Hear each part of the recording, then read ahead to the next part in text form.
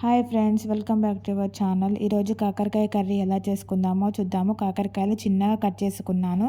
అలాగే ఉల్లికాడలు, కొత్తిమీర, మిరపకాయలు తీసుకున్నాను.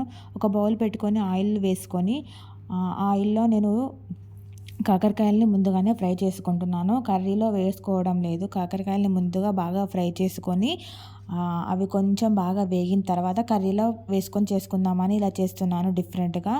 1/2 kg కాకరకాయలు తీసుకున్నాను. ఆయిల్లో బాగా వేంపుకుంటే కొంచెం చేదు అనేది పోతుందని ఇలా ట్రై చేశాను.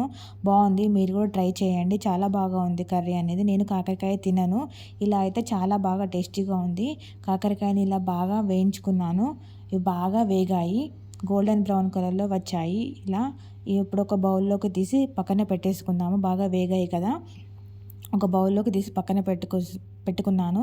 అదే బౌల్లో మరి కొంచెం ఆయిల్ వేసుకొని కర్రీకి సరిపడా వేసుకున్నాను. అందులో జీలకర్ర, ఆవాలు కూడా వేసుకుంటున్నాను, పోపు దినుసులు.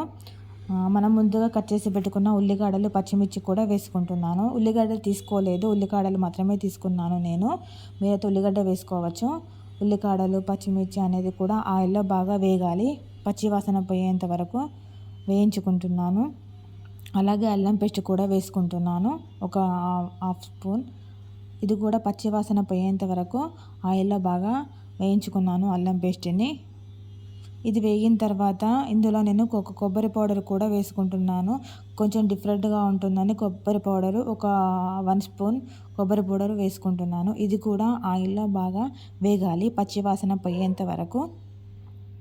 అల్లం పేస్టు, కొబ్బరి పౌడర్ అనేది రెండు బాగా వేగిన తర్వాత, కొంచెం పచ్చివాసన అనేది పోయిన తర్వాత మనం ఇందులో పసుపు కూడా యాడ్ చేసుకుందాము. పసుపు కూడా ఒక 1.5 స్పూన్ పసుపు వేసుకుంటున్నాను. ఇది కూడా బాగా వేసుకొని బాగా కలుపుకోవాలి. బాగా కలుపుకున్న తర్వాత మనం ముందుగా కట్ చేసి పెట్టుకున్న కొత్తిమీర కూడా ఇందులో వేసుకుందాము. కొత్తిమీర అనేది నేను పోపులోనే వేసుకుంటున్నాను. కొంతమంది లాస్ట్లో వేసుకుంటారు, కాకపోతే నేను ఇప్పుడే వేసుకుంటున్నాను. ఇది వేసుకొని బాగా కలుపుకోవాలి. ఇది బాగా కలుపుకున్న తర్వాత మనం ముందుగా వేయించి పెట్టుకున్న కాకరకాయలు అనేవి ఇప్పుడు ఇందులో వేసుకుందాము. కొంచెం సేపు ఈ మనము పసుపు, అల్లం పేస్టు, కొబ్బరి పౌడర్ అనేది వేసుకున్నాం కదా, అది కొంచెం కాకరకాయలు పడితే చాలా బాగుంటుందని కొంచెం వేయించుకుంటున్నాను. ఆ తర్వాత ఒక 2 టమాటాలు కూడా తీసుకున్నాను, చిన్నవి తీసుకున్నాను 2. అవి కొంచెం టమాటాలు అనేది కొంచెం ఉడికేంత వరకు కలుపుకుంటున్నాను. అవి కొంచెం ఉడికిన తర్వాత ఇందులో కారం కూడా యాడ్ చేసుకుంటున్నాను. 2 టేబుల్ స్పూన్ల కారం వేసుకుంటున్నాను. అలాగే రుచికి సరిపడా ఉప్పు కూడా వేసుకుంటున్నాను, 1.5 స్పూన్ ఉప్పు. పచ్చిమిరపకాయలు తీసుకున్నాను కానీ ఒక 2-3 తీసుకున్నాను, ఎక్కువ తీసుకోలేదు కాబట్టి 2 టేబుల్ స్పూన్ల కారం వేసుకుంటున్నాను. ఇవి వేసుకొని బాగా కలుపుకోవాలి. కర్రీ అనేది ఇలా ఫ్రై అయిపోయింది. టమాటా ఆప్షన్ వేసుకుంటే వేసుకోవచ్చు, లేకపోతే లేదు. నేను టమాటా అనేది వేసుకున్నాను. ఇది బాగా వేగింది చూడండి. లాస్ట్లో ధనియాల పౌడర్ కూడా వేసుకుంటున్నాను, 1.5 స్పూను.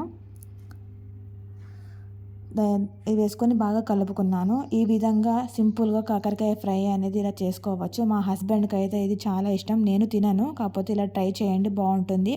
ఓకేనా ఫ్రెండ్స్, బాయ్ ఫ్రెండ్స్.